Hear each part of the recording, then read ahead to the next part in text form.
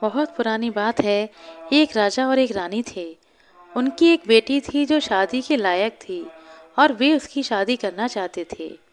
राजा ने सब राजाओं के लिए और कुलीन लोगों के लिए एक घोषणा करवा दी कि वे सब राजमहल में आए ताकि राजा उनमें से अपनी बेटी के लिए वर चुन सके। जो कोई भी राजकुमारी को सबसे पहले पसंद आएगा वही राजकुमारी का पति होगा। सभी राजमहल में इकट्ठा हुए। पहले सभी राजा के सामने से गुजरे, उसके बाद राजकुमार, उसके बाद कुलीन लोग और उसके बाद शिक्षक। राजकुमारी को ना तो कोई राजा पसंद आया और ना ही कोई राजकुमार। फिर कुलीन लोग आए पर राजकुमारी को उनमें से भी कोई पसंद नहीं आया। फिर शिक्षक आए तो राजकुमारी एक आदमी की तरफ इशारा करके बोली, पिताजी, मैं इस व्यक्ति से शादी करना चाहती हूँ। मालूम करने पर पता चला कि वह शिक्षक तो किसी बाहरी देश का था, पर जैसा कि राजा ने वादा किया था कि वह राजकुमारी की पसंद के लड़के से उसका विवाह करेगा, तो उसके पास सिवाय इसके कोई चारा नहीं था कि वह उस शिक्षक से अपनी बेटी की शादी कर दे। राजा ने अपनी बेटी की शादी शिक्षक से कर दी। शादी के बाद दूल्हा तुरंत ही वहां से जाना चाहता था, तो राजकुमारी ने अपने माता पिता को विदा कहा और पति पत्नी कुछ सेना के साथ वहां से चल दिए। आधा दिन चलने के बाद सिपाहियों ने दूल्हे से कहा, अब वे खाना खाना चाहते थे, पर दूल्हे ने कहा, यह कोई खाने का समय नहीं है। वे सब थोड़ी दूर और आगे चलें, तो सिपाहियों ने अपनी बात फिर से रखी। वे खाना खाना चाहते थे, लेकिन दूल्हे ने उन्हें फिर वही जवाब दिया, यह कोई खाने का समय नहीं है। इस बात पर सारे सिपाही नाराज हो गए और बोले, तो फिर आप और रानी अपने देश के लिए जाएं, जहां आपको जाना है। हम अपने घर वापस जाते हैं। उस आदमी ने जवाब दिया, तुम और तुम्हारे सिपाही अपने रास्ते जा सकते हो। यह सुनकर सारे सिपाही वापस लौट गए और नया शादीशुदा जोड़ा अकेला ही अपने रास्ते पर आगे चलता रहा। चलते चलते वे एक अकेली पथरीली जगह पर पहुंचे जो जंगली पेड़ों से ढकी हुई थी। दूल्हे ने कहा, हम लोग घर आ गए। राजकुमारी थोड़ी चिंतित सी हुई और बोली, यहाँ तो कोई घर नहीं दिखाई दे रहा, हम कहाँ रहेंगे। दूल्हे ने धरती पर एक डंडा मारा और धरती में नीचे की तरफ एक दरवाजा खुल गया। वह बोला, अंदर आ जाओ, यही तुम्हारा घर है। मुझे तो इसमें अंदर जाते हुए डर लग रहा है। दुल्हन ने कहा, तुम अंदर चलो, वरना मैं तुम्हें मार दूंगा। दुल्हन तो यह सुनकर बहुत डर गई, पर क्या करती। डरते डरते वह बेचारी उसके अंदर चली गई। अंदर घुसकर देखा तो वह गुफा तो मरे हुए लोगों से भरी थी। कुछ उसमें से जवान थे, कुछ बूढ़े थे। सबके मरे हुए शरीर एक दूसरे के ऊपर पड़े हुए थे। दरअसल राजकुमारी ने जिससे शादी की थी वह एक शैतान जादूगर था। उसने राजकुमारी से पूछा, क्या तुम इनको देख रही हो? अब तुम्हारा काम यहाँ यह है कि तुम इन हर एक को उठाओ और दीवार के सहारे एक लाइन में खड़ा करो। हर रात मैं गाड़ी भरकर लाशें लेकर आऊँगा और उन सबको ऐसे ही रखना होगा। इस तरह उस राजकुमारी की शादी के बाद की जिंदगी आरंभ हुई। उसने मरे हुए आदमियों को उठाया और उन्हें दीवार के सहारे खड़ा कर दिया। इससे वे कम जगह घेर रहे थे ताकि नए आने वाले मृत शरीरों के लिए जगह खाली हो सके। हर शाम उसका पति एक गाड़ी भरकर नई लाशों को लेकर आता और वह रोज उन्हें एक कतार में खड़ा कर देती। उस राजकुमारी के लिए वह बहुत भारी काम था, क्योंकि मृत शरीर तो वैसे भी ज़्यादा भारी होता है। उसको इस तरह के शरीरों को उठाने की आदत नहीं थी। इसके अलावा उसे उस गुफा से बाहर जाने का भी मौका नहीं मिलता था, क्योंकि उसकी उस गुफा में अंदर आते ही उसका तो दरवाज़ा ही गायब हो चुका था। राजकुमारी अपने घर से बहुत सामान लेकर आई थी, जिसमें एक जादुई अलमारी थी जो उसे उसकी चाची ने भेंट में दी थी, क्योंकि उसकी चाची एक जादूगरनी थी। एक दिन उसने उस अलमारी को खोला तो उसकी अलमारी बोली, महारानी, मैं आपकी क्या सेवा कर सकती हूँ? तुरंत ही राजकुमारी के मुंह से निकला, मैं यहाँ से बाहर निकलना चाहती हूँ और अपने घर वापस जाना चाहती हूँ। मेहरबानी करके मेरी सहायता करो।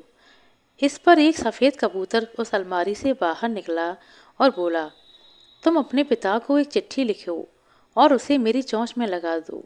मैं उसे लेकर उनके पास जाऊंगा। राजकुमारी ने एक चिट्ठी अपने पिता के नाम पर लिखी, जिसे वह सफ़ेद कबूतर उसके पिता के पास ले गया। उसके पिता के जवाब का अब राजकुमारी को इंतजार रहने लगा। राजा ने लिखा, मेरी प्यारी बेटी, तुम तुरंत ही यह पता लगाओ कि तुम उस गुफा से बाहर कैसे आ सकती हो। मुझ पर विश्वास रखो, मैं तुम्हारी सहायता के लिए हमेशा तैयार हूँ। जब वह कबूतर राजकुमारी के पिता का जवाब लेकर उसके पास वापस आया, तो उसी शाम उसने यह फैसला किया कि वह अपने पति के साथ प्यार से ही रहेगी, ताकि वह उसके भेद का पता लगा सके। उसने अपने पति से कहा, तुम्हें पता है आज मैंने क्या सपना देखा? मैंने देखा कि मैं यह गुफा छोड़कर चली गई हूँ। पति ने हंसते हुए कहा, तुम तो इस गुफा के बाहर सपने में भी नहीं निकल सकती। उसने बड़ी सीधे से पूछा, क्यों? ऐसा क्या है इस गुफा में? सबसे पहले तो तुम्हें एक ऐसा आदमी चाहिए जो अपने समय से पहले पैदा हुआ हो, जैसे मैं 7 महीने में पैदा हुआ था। फिर वह आदमी एक डंडी से 3 बार चट्टान पर मारे, तब यह गुफा खुलेगी। तब कहीं जाकर तुम इस गुफा के बाहर निकल सकती हो। राजकुमारी ने यह संदेश उस कबूतर से अपने पिता को भिजवा दिया। कबूतर ने वह संदेश राजा को दिया जिसमें लिखा था, कोई ऐसा व्यक्ति चाहिए जो समय से पहले जैसे 7 महीने में पैदा हुआ हो। और सारी बातें जो भी शैतान ने राजकुमारी को बताई थीं, वह सारी बातें उस चिट्ठी में लिख दी। राजा ने संदेश पढ़ते ही अपने सभी सिपाहियों को अपने सारे राज्य में फैला दिया और एक ऐसा आदमी ढूंढकर लाने के लिए कहा जो 7 माह में या उससे भी पहले पैदा हुआ हो। एक धोबिन बाहर कपड़े सुखा रही थी। उसने बहुत सारे सिपाहियों के आने की आवाज़ सुनी। उसने सोचा कि ये लोग मेरे कपड़े चुरा कर ले जाएंगे, तो उसने जल्दी से अपने कपड़े रस्सी से उतारने शुरू कर दिए। सिपाही उसके पास पहुंचे और बोले, डरो मत, हम तुम्हारे कपड़े चुराने नहीं आए हैं। हम किसी ऐसे आदमी की तलाश में हैं जो 7 माह या इससे भी पहले समय में पैदा हुआ हो। हमें इस बात से कोई मतलब नहीं कि वह किस जाति का है और कौन है। राजा को केवल आदमी चाहिए। धोबिन ने कहा, असल में मेरा एक बेटा है जो अपने समय से पहले 7 महीने में ही पैदा हुआ था। ऐसा कहकर वह घर के अंदर गई और अपने बेटे को उन सिपाहियों के लिए ले आई। वह एक बहुत ही पतला दुबला नौजवान लड़का था। सिपाही उसे लेकर राजा के पास वापस आ गए। राजा उस लड़के को और अपने सिपाहियों को साथ लेकर राजकुमारी को आज़ाद कराने के लिए वहां पहुंच गया। उसने उस लड़के को पहले ही समझा दिया था उसे वहां जाकर क्या करना है। उसने वहां पहुंचकर उस चट्टान को 3 बार एक डंडी से मारा, तो उस गुफा का दरवाज़ा खुल गया। राजकुमारी वहां उन लोगों का इंतजार ही कर रही थी। उन सबको वहां देखकर वह अपने पिता उस नौजवान और सिपाहियों के साथ चली गई। रास्ते में उन्होंने एक बगीचे में एक बूढ़ी महिला को देखा और उससे कहा, अगर हमारे पीछे कोई हमें पूछता हुआ आए तो कह देना कि हम इधर से गए ही नहीं। बूढ़ी ने कहा, ठीक, तुम्हें रात को खाने में खीर बनाने के लिए इलायची चाहिए? ठीक, हमें तुम जैसा ही कोई चाहिए था, सिपाहियों ने कहा। जब वह शैतान घर वापस आया तो उसने गुफा का दरवाज़ा खुला देखा और वह अपनी पत्नी को वहां ना देखकर वह समझ गया कि उसकी पत्नी ने उसे धोखा दिया है और वह वहां से भाग गई है। वह भी तुरंत ही वहां से भाग गया और जल्दी ही उनके पीछे पीछे आ गया। वह भी उस बूढ़ी महिला के पास रुका और उससे पूछा, क्या तुमने यहाँ से किसी स्त्री को सेना के साथ जाते देखा है? बूढ़ी महिला ने कहा, क्या तुम्हें खीर बनाने के लिए इलायची चाहिए? क्या? नहीं नहीं, पर क्या तुमने एक 7 महीने का पैदा हुआ आदमी, एक राजा और उसकी बेटी को यहाँ से जाते देखा है? शैतान ने कहा, अच्छा अच्छा, क्या तुम्हें और कुछ चाहिए? बूढ़ी ने पूछा। नहीं नहीं, क्या तुमने कोई राजा की बेटी सिपाहियों के साथ यहाँ से जाती देखी है? शैतान ने फिर से पूछा। बूढ़ी ने फिर उसे कुछ लेने के लिए कहा। शैतान ने तंग होकर अपने कंधे उचकाए और आगे बढ़ गया। बूढ़ी उसके पीछे से चिल्लाई, पर जनाब, आप नाराज क्यों हो गए? आपको क्या चाहिए? शैतान यह सब सुनकर तंग होकर उस समय वहां से वापस चला गया। बाद में अपने पिता के राजमहल के पीछे की तरफ सुरक्षित जगह में राजकुमारी की शादी दोबारा हो गई। इस बार उसकी शादी एक राजा से हुई। राजकुमारी का पहला पति जो शैतान था, वह बाद में भी उसका पीछा करता रहा। फिर उसने उसे पकड़ने के लिए एक दूसरा ही जाल बिछाया। उसने जादू से एक बहुत ही खूबसूरत तस्वीर बनाई। उसने एक नौजवान का वेश रखा और उसमें समा गया। उसका चौकटा भी बहुत भारी था और 3 पेंचों से जड़ा हुआ था। उस तस्वीर का शीशा भी बहुत मोटा था। वह तस्वीर राजा के पास बेचने के लिए ले जाई गई।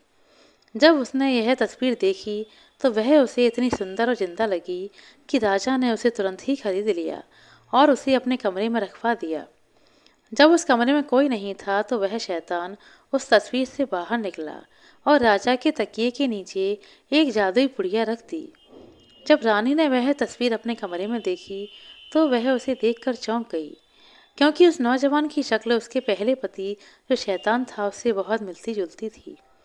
पर राजा ने उससे कहा कि उसे इस तस्वीर से डरने की कोई भी ज़रूरत नहीं है। उस रात को जब वे सो गए तो शैतान बाहर निकलने के लिए तस्वीर का एक पेच खोला। उस पेच के खोलने की आवाज़ से रानी की आंखें खुल गईं। रानी ने राजा को जगाया और उसे आवाज़ सुनने को कहा, पर राजा की आंख ही नहीं खुली। वह सोता ही रहा। ऐसा इसलिए हुआ था क्योंकि उस शैतान ने उसके तकिए के नीचे वह जादुई पुड़िया रख दी थी। उसी की वजह से राजा सोता रहा और उसकी आंखें नहीं खुलीं। उस जादुई पुड़िये की वह खासियत थी कि जिस किसी की तकिए के नीचे वह रखा जाता था उसे बहुत गहरी नींद आती थी। अब शैतान ने अपना दूसरा पेंच खोला, पर राजा फिर भी सोता ही रहा। रानी के शरीर में तो जैसे डर के मारे जान ही निकल गई। उसके बाद उस शैतान ने तीसरा पेज खोला और उस तस्वीर से बाहर निकला और रानी से कहा, अब मैं तुम्हारा गला काटूंगा, इसलिए अब तुम अपना सिर तकिए पर मजबूती से रखो। रानी ने अपना सिर तकिए पर ऊपर करने के लिए अपने पति का तकिया भी निकाल लिया। ऐसा करने पर राजा के तकिए के नीचे रखा वह जादू के कागज नीचे गिर पड़ा। उसी समय राजा की आंखें खुल गईं। उन दिनों में राजाओं के साथ यह सामान्य था कि वह हमेशा एक बिगुल अपने गले में पहनकर रखा करते थे। सो यह राजा भी दिन रात अपने गले में एक छोटा सा बिगुल लटकाकर घूमता था। तुरंत ही उसने अपना बिगुल बजाया, जिससे तुरंत ही उसके सिपाही वहां से दौड़े चले आए और उन्होंने शैतान को मार डाला। सब काम तुरंत ही हो गया। राजा और रानी की जान बच गई और शैतान मारा गया। आशा करते हैं दोस्तों आपको हमारे द्वारा सुनाई गई है छोटी सी कहानी अच्छी लगी होगी। कहानी अच्छी लगी हो तो कृपया लाइक कर दें, शेयर कर दें। चैनल पर नए हैं तो सब्सक्राइब कर लें। अपना कीमती समय देने के लिए बहुत बहुत धन्यवाद। मिलते हैं अगली वीडियो में, तब तक के लिए नमस्कार।